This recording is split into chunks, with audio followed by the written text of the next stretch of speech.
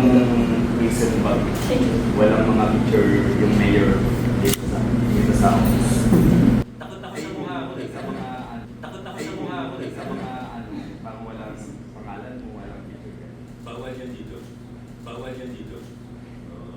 In fact, we started at 2019 as an internal policy na anything funded by the government, bawal ang pangalan, kahit logo, bawal.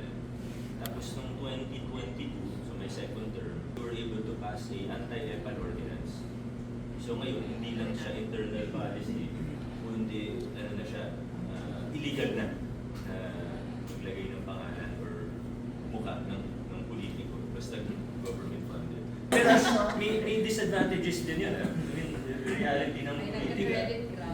Iba, project sa totoo, project ko yun, pero sasabihin nila project. Nangyari yun sa